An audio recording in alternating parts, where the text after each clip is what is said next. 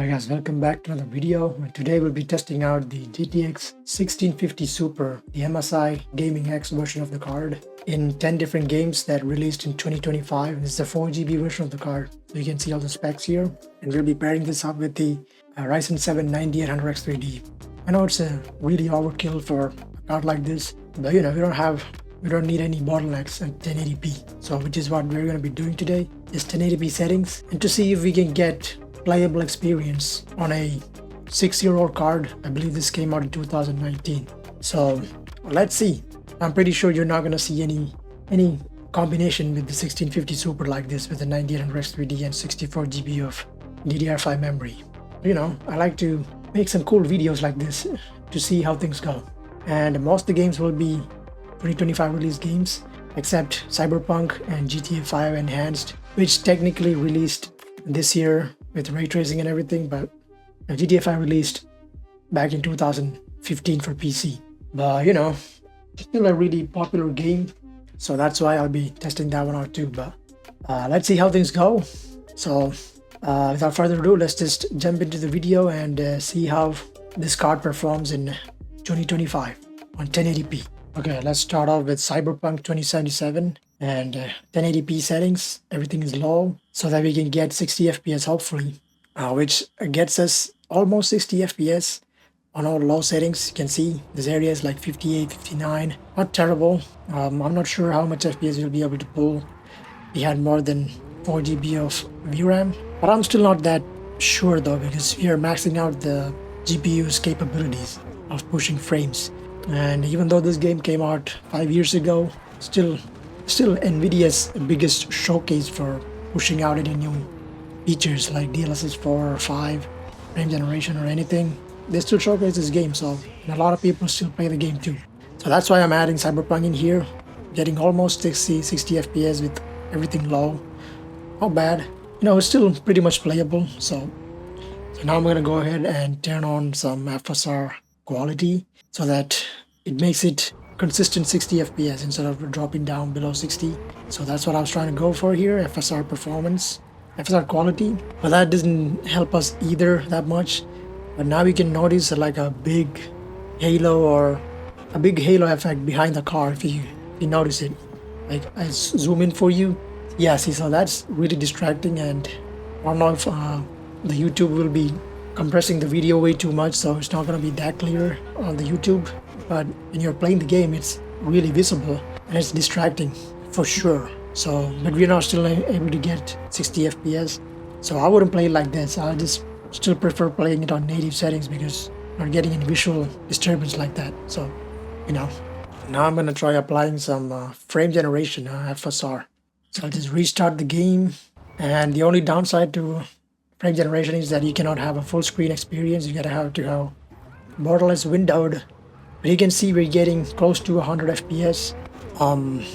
Just not terrible, but the input lag is definitely there because we're not getting base 60 FPS. And if you turn on frame gen without 60 FPS base, there's gonna be input lag, and you can feel it. Just exactly the case here. But hey, 100 FPS is possible, not terrible.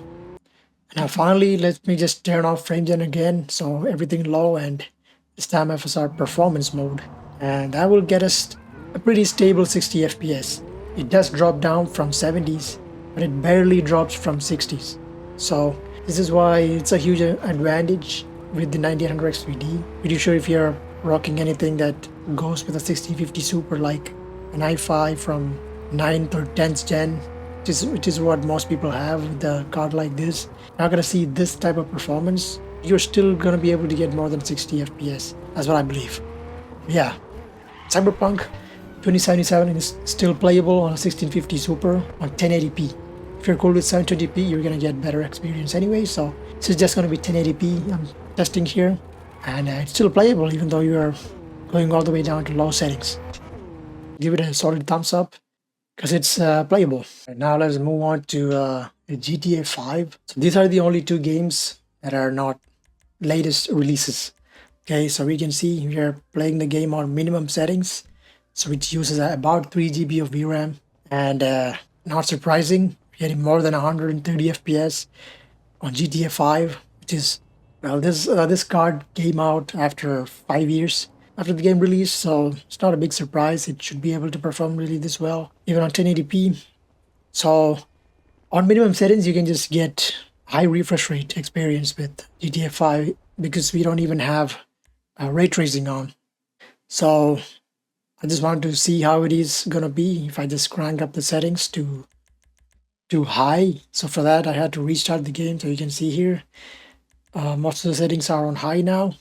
So that will take us from, that will just reduce the FPS from 160 to 125, which is still really good for GTA 5.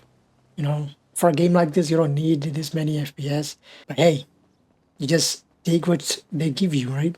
Pretty smooth experience. So I just want to see how it's gonna be if I just max it out to very high. Very high, you can see it goes past the VRAM limits, but it's still gonna be alright because you can see right here, even with all of that cranked out to the max, you can still get 60 FPS with a stable frame rate graph. So the whole lot is on the GPU. You can see the 9800X series is pretty chilling right there. We're using 4 GB of memory, so maxing it out because we're using high settings, right? We're still getting 60 FPS.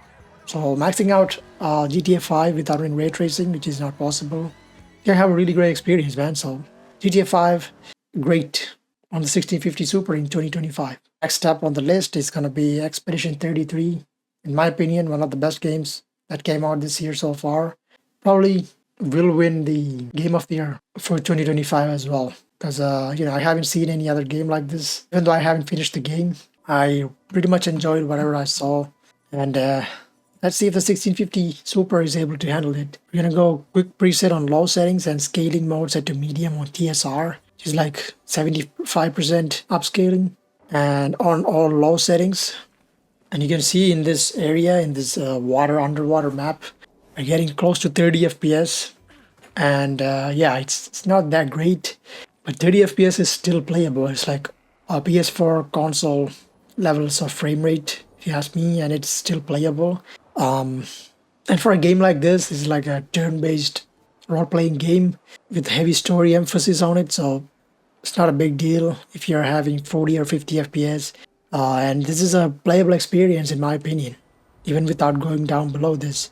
And during these fight scenes, you can see the FPS can drop because it's loading a new area. That's why the 0.1% low is like pro right there. It's not going to be like that. And using these elemental effects and stuff, it can drop down below 25, but it is kind of a problem if you're trying to parry or dodge at the right moment, which I missed pretty much all my parries and dodges, or maybe I just suck with it. Anyways, it's not that great when you're missing most of your parries because you will die and it's gonna be a big problem in big fights. So that's why I'm just gonna bump it down even lower from the resolution scale. I'm gonna go low, so it's like 50% on TSR. So that will get us to 54 FPS from 30, which is way better. Get pretty much close to 60 FPS here and there. And the fight scenes will be slightly better as well. So I can say this is playable.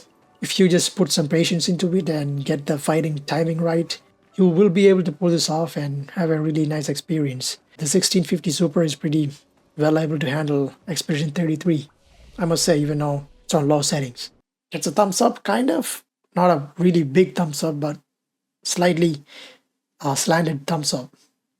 Next up, we got one of the seriously intensive Unreal Engine 5 game. Well, it is kind of intensive if you turn on ray tracing, but we are not using no ray tracing here, so it's kind of alright. And it actually performing surprisingly well on TSR medium settings here.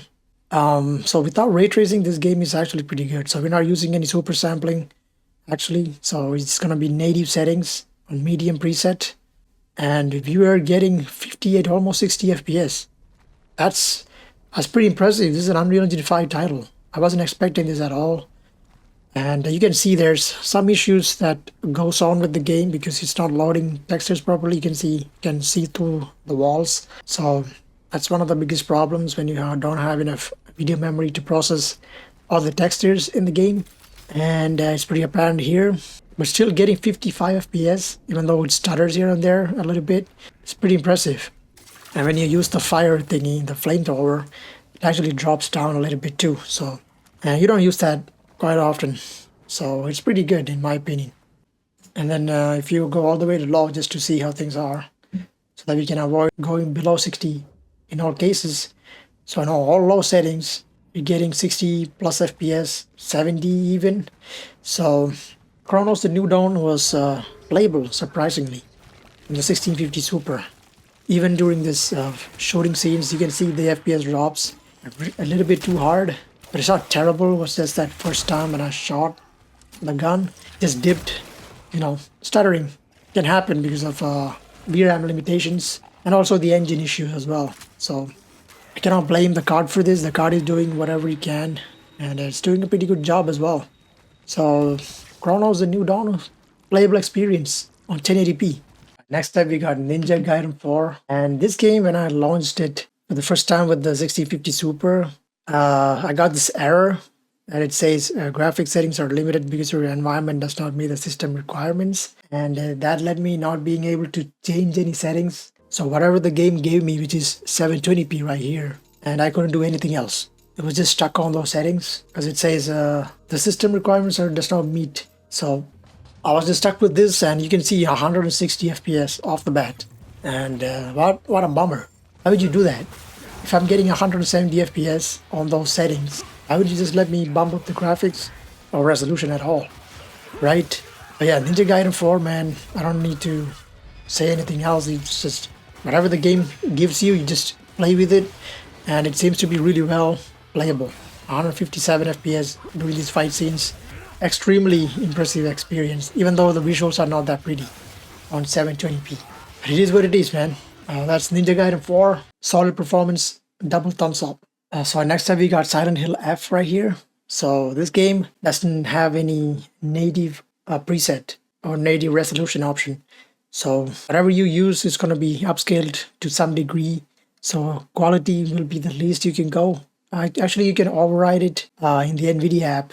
But for this one, there's no DLSS 4 option available. So I just left it as it is. And so this is DSR quality on everything low. You can see we're getting 42 something FPS. It's just not the greatest, if you ask me. 45 something FPS.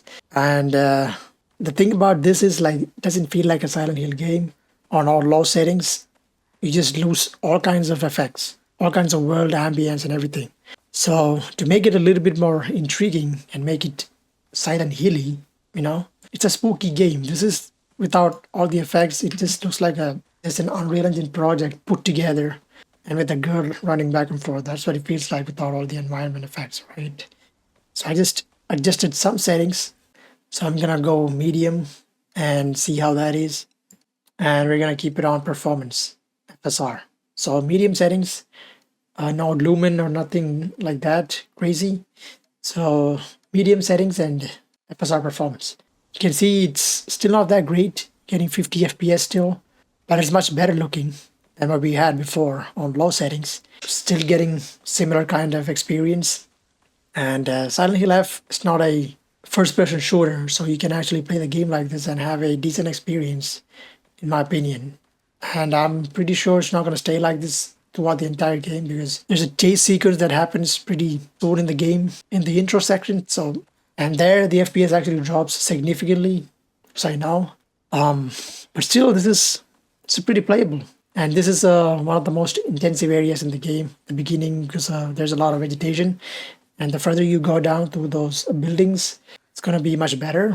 And now let's try the same settings, FSR performance, and going all the way low, and that will get us more than 70 FPS.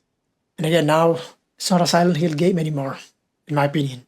It's just a game with a girl as a character model, and you're just running around killing some monsters. That make any sense. So yeah, even though the game is much more smoother here, I prefer going back to the medium settings and with a lesser FPS experience. So Silent Hill F is playable, so it gets a thumbs up on the 1650 Super. Alright, next up we have Borderlands 4. I didn't even think this game would even boot up on this GPU, but here we are. I had to go everything low, obviously, because this game even crushes 5090s out there. And on everything low FSR performance, we're getting 25 to 30 FPS range. It is not unbelievable or surprising at all because, even a 5090 cannot handle this game properly without using upscaling. So this was much expected and yeah, not surprising at all. 30 FPS experience is all you can get for premium gamers. I just want to see how much we can actually push with this system because we are using a 9000 XVD, so might as well just go to ultra performance. And now the game looks extremely blurry and still no difference at all because it's a terribly optimized game. Pretty much getting the similar results but with even worse visuals. So yeah, that's Borderlands 4. Thumbs down. That's the first thumbs down on the 1650 Super so far. Pretty good run, if you ask me. All right, next up we got one of the most intensive games that have came out in the last few weeks, the Outer Worlds 2. And this game seems to be also another Unreal Engine 5 title. What a surprise, eh? Unreal Engine 5 is equal to unoptimized garbage. Seems to be the case here as well. And we can see this is like no anti-aliasing applied here. So you can see the graininess on everything. Anymore on even the shadows, they look extra grainy. It's like it will hurt your eyeballs. You play like this for a long time. I'm not even gonna lie. And we're not even getting impressive FPS. We're only getting like 24 or something, 25 barely.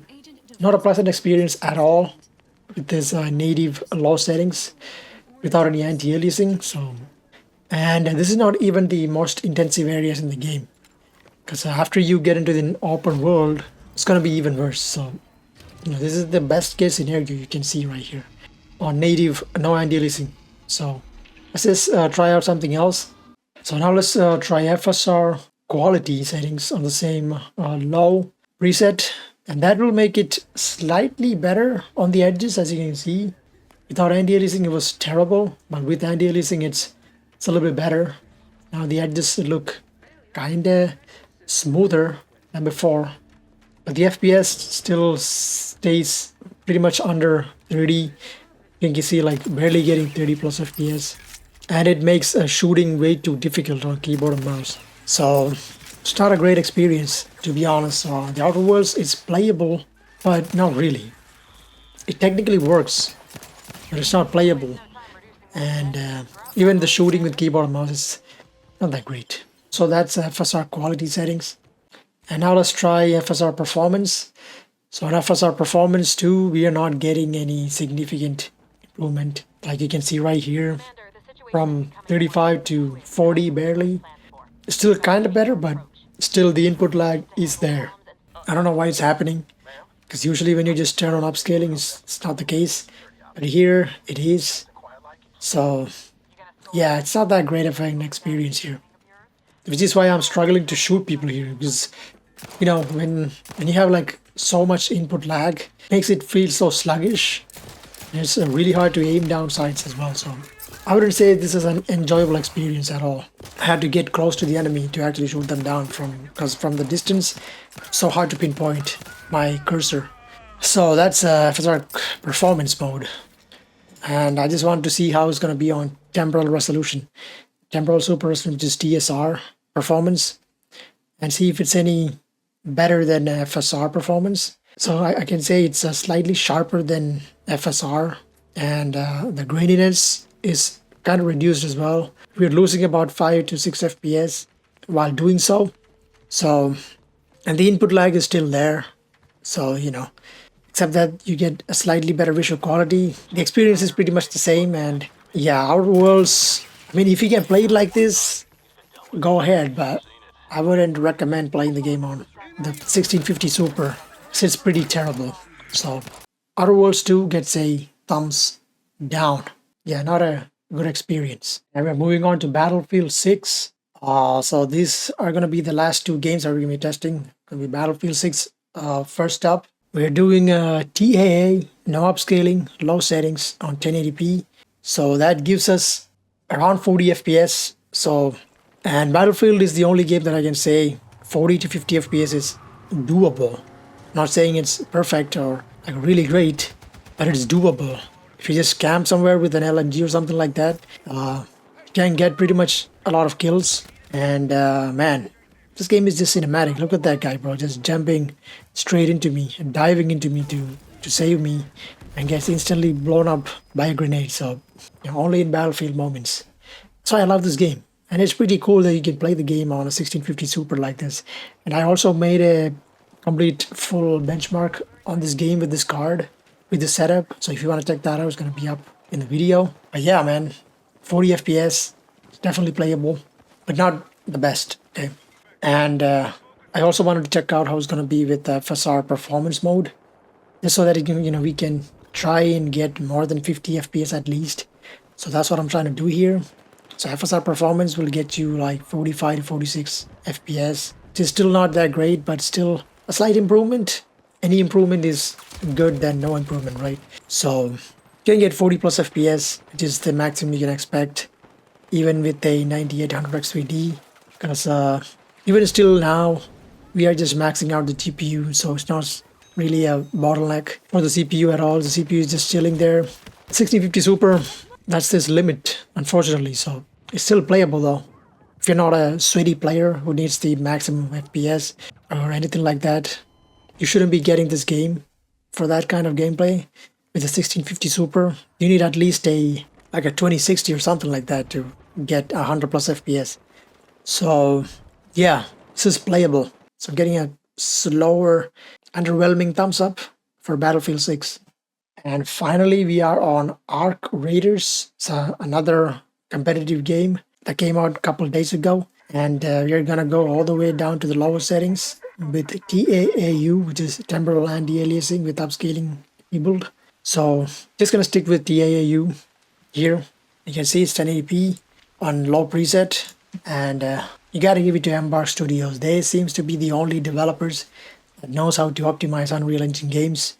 Because it's the same case for the finals. If you know what I'm talking about, that game has beautiful visuals, extremely destructible environments, and the game runs really well, even on older hardware. Same case here, man. Unreal Engine 5, this game looks phenomenal, even on epic settings.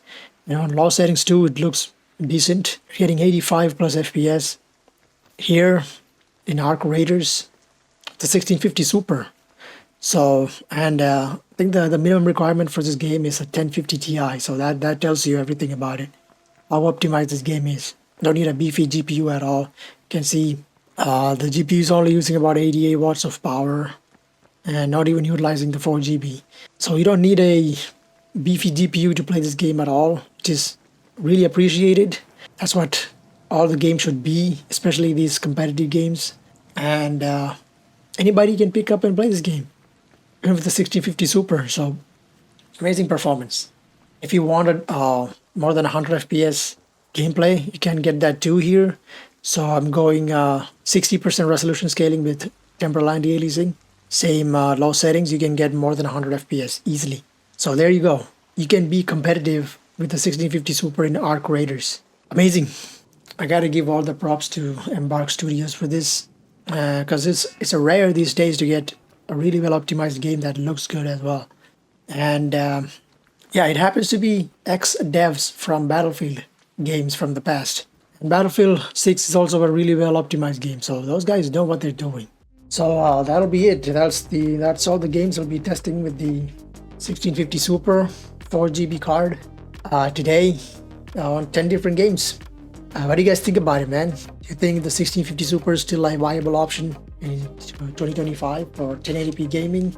I'd say no, unless you are on like a tight budget. It's not a worthy investment. You can get a 1080 or 2060 for kind of the same price and get way better results. Can't say it's the same price because they're slightly more expensive, even used market. So yeah, I'm gonna say it's not a great experience. But if you're just playing these competitive games and games like GTA 5 doesn't require a lot of GPU power, you can absolutely go ahead and grab one of these or just keep it. And if you want to buy Arc Raiders, by all means go ahead and buy it. That game is like really well optimized and it's a really fun game as well. So if that's your jam, yeah, 1650 Super is perfectly fine. Yeah, let me know what you guys think about this. If you like videos like this, like crazy combination of GPU and CPU, stay subscribed. I'll be making more videos like this in the future. And hope you guys are having a great time wherever you are.